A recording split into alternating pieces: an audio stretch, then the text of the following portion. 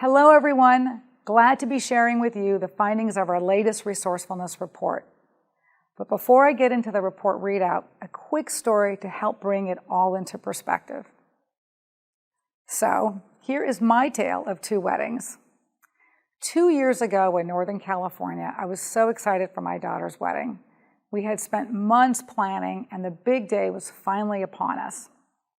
Meanwhile, it turned out that my Itron colleague, Tim Timmons, was in a similar boat. His daughter, too, was getting married on the same day in the East Bay. There was only one problem. We were in a drought, okay, we still are, experiencing extreme wind, and we learned about concern for wildfires and rolling power outages. So not only did we have to deal with looking after our families and friends and hosting a wedding, we had to worry about power. I'm sure you can appreciate how stressful that can be. I remember going to the utility website in the city that my daughter was getting married in, and I saw risk for power outage relatively low for the time of day, as the winds tend to pick up at night. My colleague Tim, on the other hand, was not so fortunate. He got the text that power was going to be shut down during a reception, and he spent the day of his daughter's wedding looking for an emergency generator. He did find one, and they did lose power as the reception was winding down. So we made it through, but the following days and weeks, many of us weren't so fortunate. Fires raged in California. People lost their homes and businesses, and orange smoky skies created bad air quality that just hung over us for many weeks. As anyone who's planned one before can tell you, weddings take preparation, but as my tale illustrates, it's inevitable that something unexpected will happen despite all your planning. When it comes to our energy future, the same can be said for preparation. We have to prepare for the unexpected and the inevitable. Which brings me to the point of my talk and the connection to our latest research. When we were looking at our Resourcefulness Insight Report and what we should focus on this year, the growing concern around the impacts of climate disruption practically decided it for us. We had positive feedback on our disaster preparation report 2 years ago, and working off of that foundation, we decided to focus on the impact of climate disruption and our responses to it. So how do we prepare for the unexpected extreme weather, like a snowstorm in Austin, Texas, that Tom talked about, or a hurricane hitting New York City? And how do we address the inevitable? Things like the growing adoption of renewables and EVs. We know these are coming. They're already having an impact on the grid, and that impact is only going to intensify. Like my friend Tim searching for a generator on his daughter's wedding day, we have to be prepared. For this year's report, we gathered input from 500 utility executives and 500 consumers from 5 countries. We asked your peers, what do you think poses the greatest challenges to the reliability and resiliency of the grid today? And here's what they said globally. Number 1, integrating renewables. 2, upgrading the grid infrastructure. 3, meeting increased demand from EVs and EV fleets. And 4, responding to natural and man-made disasters. As you can see, some of these things are really close. And this was followed by complying with the carbon mandates. Then we asked what they thought the greatest challenges to grid reliability and resiliency would be 5 years from now. Let's see how those answers change. Meeting increased demand from EVs and EV fleets moved to number 1. Upgrading the aging grid infrastructure was number 2. Responding to natural and man-made disasters was next, and then integrating renewables dropped to 3rd and 4th place. They're still concerns, but they're eclipsed by EVs and the need to upgrade the grid.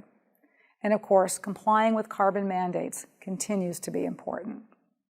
From the consumer perspective, they agree with the top priorities of integrating renewables and upgrading the infrastructure. But consumers are slightly more concerned about the impact to the grid from disasters than EVs. They're also less confident in how prepared utilities are to manage the increased challenges to the grid. Only 47% of consumers think utilities are extremely prepared to manage challenges versus 84% of utilities.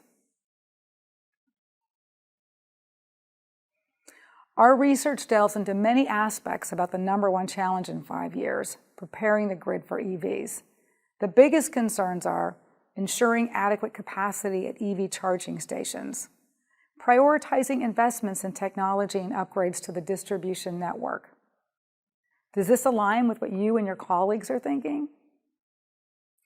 By the way, the report and the corresponding results feature an entire section focusing on the impact of EV fleets, as well as consumer thoughts on EV adoption and storage.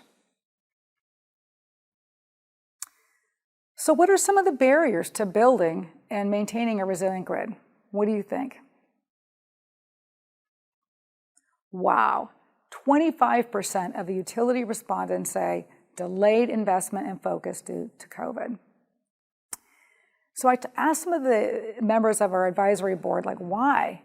And I heard a few things. I heard, in some cases, it's just been a lack of certainty as to what's changing from a public safety perspective, which could mean one day we're working from home, the next day we're in the office, some days we are allowed in the field, and there seems to be a concern about risk about starting bigger projects and having the labor and continuity to see it through to completion.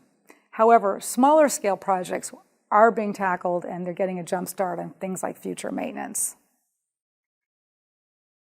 After COVID, the top challenge is having proven technology to deploy, as well as how to prioritize investments and regulatory and rate recovery approval. Facing this new future requires all of us to make a lot of critical decisions. The good news is that there are a number of proven technologies out there to help remove some of those barriers. And that brings me to the next question. How do we address these challenges with technology? Here's how your peers responded and what's encouraging. As you can see from this chart, several solutions available today will actually help utilities address not just one challenge, but all of them. So when it's time to determine where to get the greatest return on investment for improving reliability and resiliency, this chart offers a starting point for guidance, and it's also included in the report. As Tom mentioned in his keynote, the effects of climate disruption will increasingly define the reliability and resiliency of the grid. The strategic actions we take today will set us on a course to either continue to successfully modernize the grid or find ourselves behind. Those of you watching this talk now know better than anyone that your teams have performed heroically in the face of historic difficulty. Your communities and customers rely on the essential services and infrastructure you provide every minute of every day. Commerce, healthcare, government, and a civilized society cannot function without you. You really are the backbone of our country, and for that you deserve every thanks. Over the next few days, we have organized several discussions and presentations around the issues and the solutions that can address them. Be sure to check out the full report and all the research at itron.com/RIR. We can work together to get this right, so future dads won't have to spend their daughter's wedding day shopping for generators. Thanks to all of you for everything you do, and enjoy your Itron Inspire experience.